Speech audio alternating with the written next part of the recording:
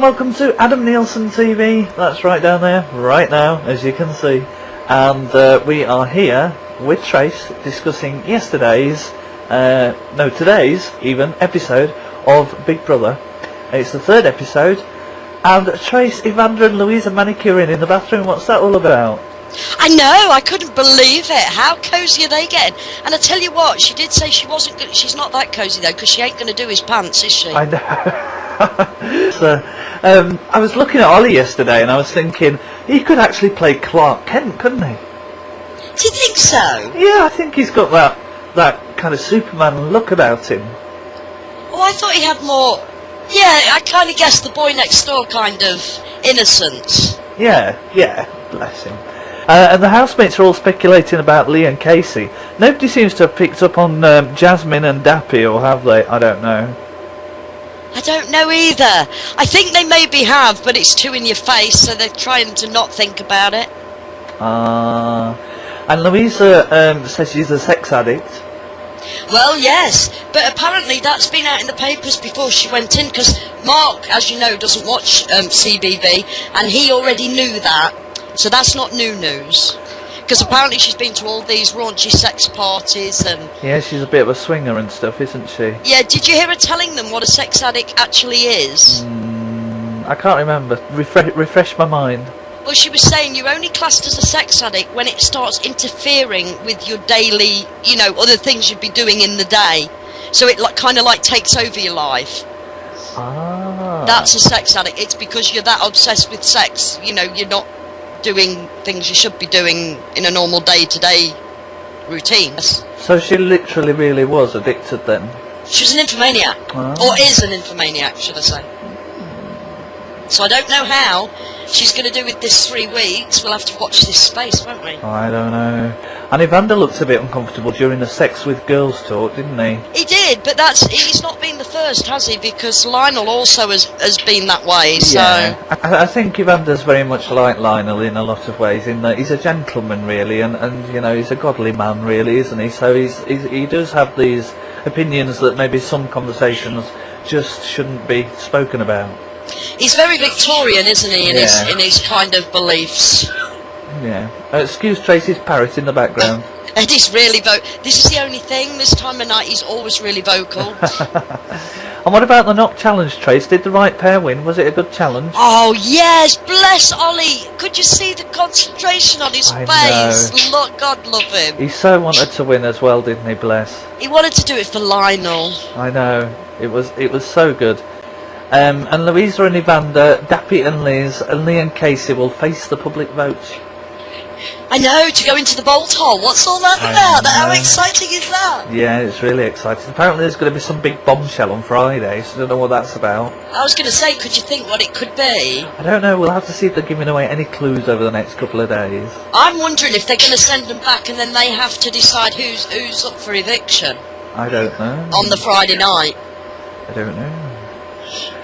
Jasmine was massaging Lee while eyeing up Dappy. Did you see that? She's really got something going for him, but I think it's because she knows, well, one is quite well endowed, and the other, I think she knows he's kind of got the hots for her as well, so a little bit of flirting doesn't hurt, does it? Yeah, I think you're right. Now, you're a bit of a body language expert. Were Ollie's tears in the diary room real? I believe they were, yeah, I really do think they were. If you watched his posture, I mean, when he first started talking and he sort of slightly broke down, his body language was very open, his arms weren't folded or any of that malarkey. And also, when he, at one point, he actually curled in the chair like a kind of fetus position, and that tells me that he was feeling quite vulnerable. Oh, okay. So I do believe his feelings have been very genuine. And now that the house has broken into pairs and the handcuffs are off, they're still sort of staying in their couples, aren't they? It's quite interesting watching that as a sort of a life coach and that to learn people's body language and watch people, be a people watcher. Yeah.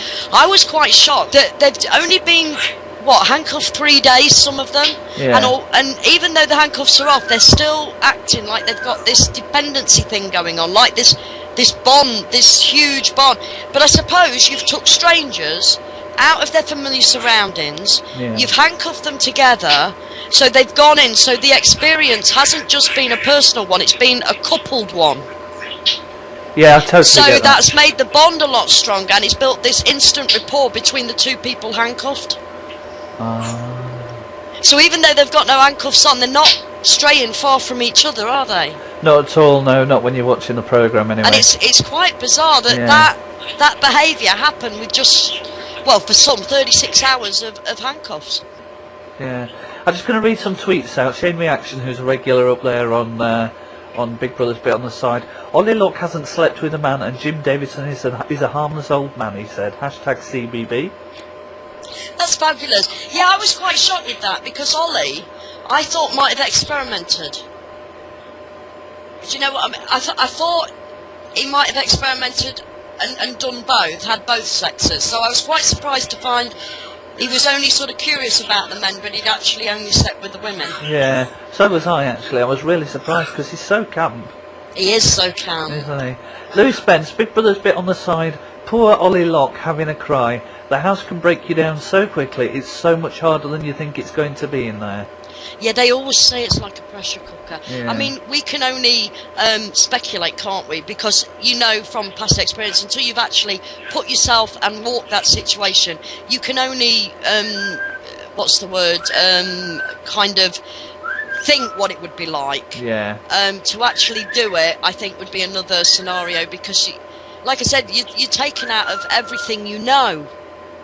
Yeah, exactly. Yeah. And you've got no contact either. So when it gets a bit tough, you can't just pick up the phone or ring your partner or ring your mum. Uh-huh. You know, you've got to stand up for yourself. And a lot of people in today's society, you know, they'd go home and they could forget about it for a few hours before they had to face it. Well, in this situation, you've got to hit it head on.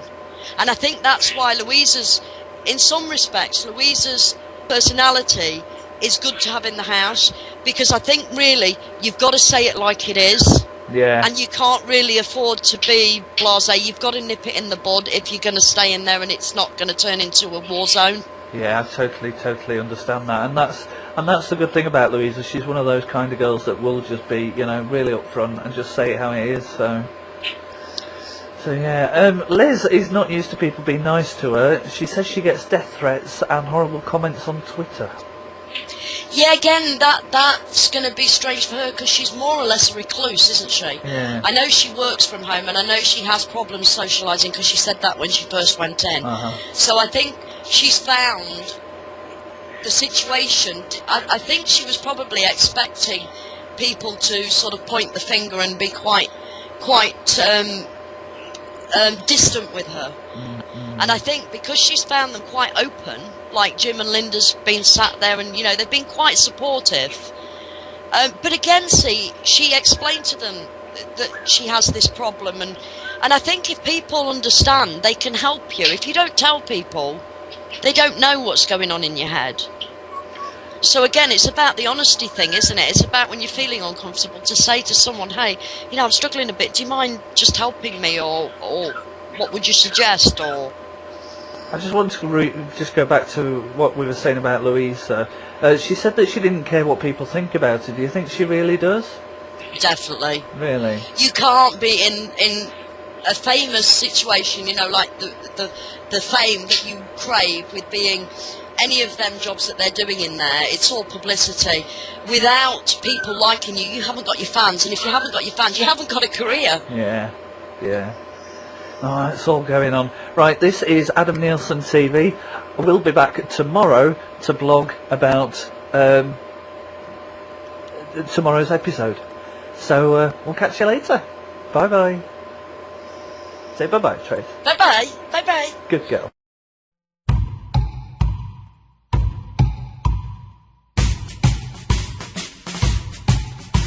Adam Nielsen on YouTube video. RJ, Ollie, and Lee Piento. Chat on Facebook. Listen to